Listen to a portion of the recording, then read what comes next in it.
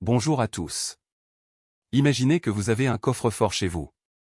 Il est absolument incassable avec les outils d'aujourd'hui. Personne ne peut l'ouvrir. Vous dormez tranquille. Mais quelqu'un sonne à votre porte et vous dit, dans 10 ans, il existera un outil capable d'ouvrir n'importe quel coffre-fort en quelques minutes. Et certaines personnes enregistrent déjà en vidéo l'extérieur de votre coffre, en attendant cet outil. Que faites-vous? C'est exactement la situation dans laquelle se trouve Internet aujourd'hui. Et c'est ce dont nous allons parler.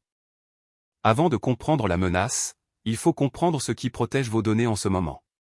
Toute la sécurité d'Internet repose sur un principe très simple, certains problèmes mathématiques sont si difficiles à résoudre qu'aucun ordinateur ne peut y répondre en un temps raisonnable. Et c'est sur cette difficulté que repose votre protection. Le premier problème s'appelle la factorisation.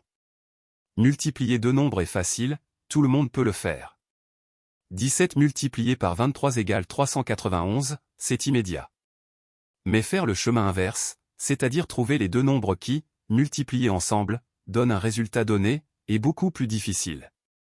Et quand on utilise des nombres de 600 chiffres, comme le fait RSA 2048, les meilleurs superordinateurs actuels mettraient des millions d'années à trouver la réponse. C'est ça qui protège votre banque en ligne, vos emails, votre connexion HTTPS. Le deuxième problème s'appelle le logarithme discret. L'analogie est celle des peintures, mélanger deux couleurs est facile, retrouver les couleurs de départ à partir du mélange est presque impossible.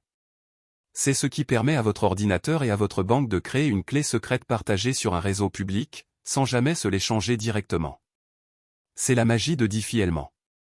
Ces deux systèmes protègent absolument tout, HTTPS, VPN, email, messagerie, paiement en ligne. Et ils ont un point commun, ils sont tous deux vulnérables aux ordinateurs quantiques. Alors qu'est-ce qu'un ordinateur quantique exactement? Un ordinateur classique travaille avec des bits. Un bit, c'est soit 0, soit 1. Jamais les deux en même temps. Quand il doit résoudre un problème, il teste les solutions une par une, séquentiellement, comme un humain qui essaierait toutes les combinaisons d'un cadenas l'une après l'autre. Un ordinateur quantique travaille avec des qubits. Et un qubit peut être 0 et 1 simultanément, grâce à un phénomène de la physique quantique appelé la superposition. Ce n'est pas de la magie, c'est de la physique. Et cette propriété change absolument tout. Parce qu'un ordinateur quantique n'explore pas les solutions une par une. Il les explore toutes en parallèle, au même moment. Et pour des problèmes comme la factorisation ou le logarithme discret, un algorithme spécifique inventé en 1994 par le mathématicien Peter Shor permet à un ordinateur quantique suffisamment puissant de les résoudre en quelques heures là où un ordinateur classique mettrait des millions d'années. L'analogie qui résume tout, imaginez un labyrinthe immense. L'ordinateur classique essaie chaque couloir un par un. Il peut mettre des années à trouver la sortie. L'ordinateur quantique dédouble simultanément dans tous les couloirs à la fois et trouve la sortie instantanément. C'est ça la différence.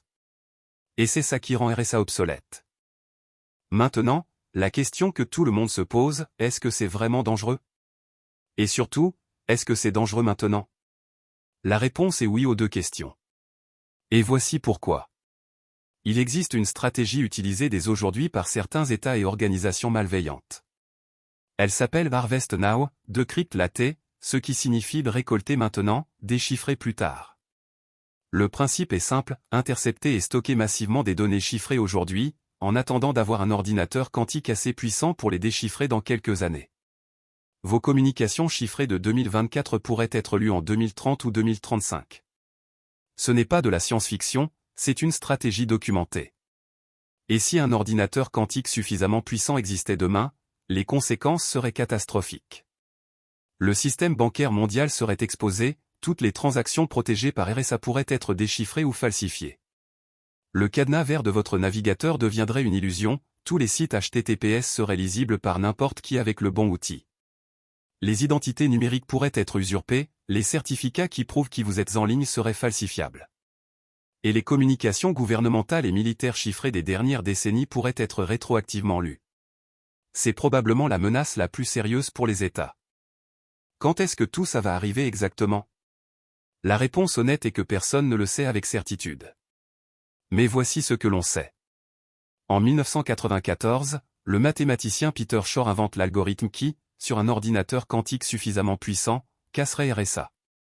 À ce moment-là, c'est purement théorique. En 2019, Google annonce avoir atteint la suprématie quantique avec un processeur de 53 qubits. Un problème spécifique a été résolu en 200 secondes là où un superordinateur classique aurait mis 10 000 ans. Mais ce problème n'est pas RSA.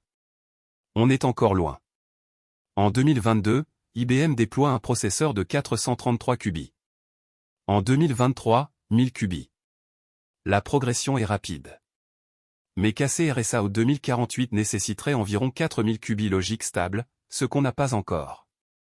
En août 2024, le NIST publie les 3 premiers standards post-quantiques officiels mondiaux. C'est un tournant historique. Les experts s'accordent sur une fenêtre de risque réelle entre 2030 et 2035 pour RSA au 2048. Certains sont plus pessimistes, d'autres plus optimistes. Mais tous s'accordent sur un point essentiel, changer les fondations cryptographiques d'Internet prend entre 10 et 15 ans. Si on attend l'arrivée du danger pour commencer, il sera trop tard. La migration doit commencer maintenant. Et elle a déjà commencé. Bonne nouvelle, les solutions existent. Elles ont un nom, le chiffrement post-quantique. Et le principe est élégant. Puisque les ordinateurs quantiques savent résoudre certains problèmes mathématiques très rapidement, il suffit de changer de problème. Remplacer RSA par des problèmes mathématiques que même les ordinateurs quantiques ne peuvent pas résoudre. Et ces problèmes existent. Le premier standard, c'est MLKEM, anciennement appelé Crystal Kyber. C'est le nouveau standard d'échange de clés, le remplaçant direct de RSA pour protéger les connexions. Il repose sur un problème appelé Learning with Error, qui consiste à cacher un message dans un système d'équations à des millions d'inconnus. Même un ordinateur quantique ne sait pas résoudre ça. C'est lui qui sera au cœur du futur HTTPS post-quantique. Le deuxième, MLDSA, anciennement Crystal Dilithium, est son équivalent pour les signatures numériques. Il permet de signer des documents et des certificats d'identité de façon résistante au quantique. Imaginez une signature manuscrite que personne, même un superordinateur de demain, ne peut falsifier. Le troisième, SLHDSA, anciennement Sphinx Plus, est une alternative basée sur un principe complètement différent, les fonctions de hachage. Il sert de filet de sécurité au cas où les deux premiers seraient un jour compromis. C'est la diversification de la sécurité. Ces 3 standards ont été publiés officiellement par le NIST américain en août 2024. Ils sont déjà en cours de déploiement. La transition est lancée. Voyons qui fait quoi. Le NIST américain, l'organisme de standardisation des États-Unis, a publié en août 2024 les 3 premiers standards post-quantiques officiels mondiaux. C'est la référence mondiale. 4 algorithmes supplémentaires sont en cours de finalisation pour les mois qui viennent.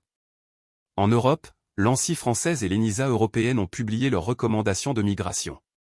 La Commission européenne finance activement la recherche post-quantique. Le règlement EIDAS-2, qui régit les identités numériques européennes, intègre déjà des provisions post-quantiques. Côté géant du numérique, Google déploie Crystal Kyber dans Chrome depuis 2023. Apple a intégré ce qu'elle appelle PQ3 dans iMessage en 2024, annonçant le niveau de sécurité cryptographique le plus élevé jamais déployé dans une messagerie grand public. Ces 2 entreprises couvrent à elles seules des milliards d'utilisateurs. Dans le secteur bancaire, Swift et les grandes banques centrales ont lancé des programmes de migration post-quantique. La Banque des règlements internationaux coordonne la transition au niveau mondial. L'objectif est une migration complète des systèmes critiques avant 2030. Et la NSA américaine a déjà exigé que tous ses prestataires et systèmes critiques migrent vers le post-quantique avant 2035. Quand la NSA donne une deadline, le monde suit. 4 vérités pour terminer. Première vérité. Tout le chiffrement qui sécurise Internet aujourd'hui, RSA, HTTPS, VPN, repose sur des problèmes mathématiques que les ordinateurs quantiques pourront résoudre. Ce n'est pas une hypothèse. C'est une certitude mathématique, la seule question est le quand. Deuxième vérité. La menace n'est pas pour demain matin mais elle est réelle dès aujourd'hui. Des acteurs étatiques collectent des données chiffrées maintenant pour les déchiffrer dans 10 ans. Vos données de 2024 ne sont peut-être pas aussi protégées que vous le pensez sur le long terme. Troisième vérité. Les solutions existent et la transition est déjà en cours. Le NIST a publié les standards en 2024. Google et Apple les déploient déjà. Vous bénéficierez progressivement de cette protection sans rien avoir à faire. Quatrième vérité. Changer les fondations cryptographiques d'Internet prend 10 à 15 ans. La course est lancée. Et les enjeux ne sont rien de moins que la confidentialité de toutes les données numériques de l'humanité. Je vous laisse avec cette citation du NIST, publiée en 2024, la question n'est pas si les ordinateurs quantiques casseront RSA. La question est quand. Et si nous serons prêts? La réponse dépend de ce que nous faisons aujourd'hui.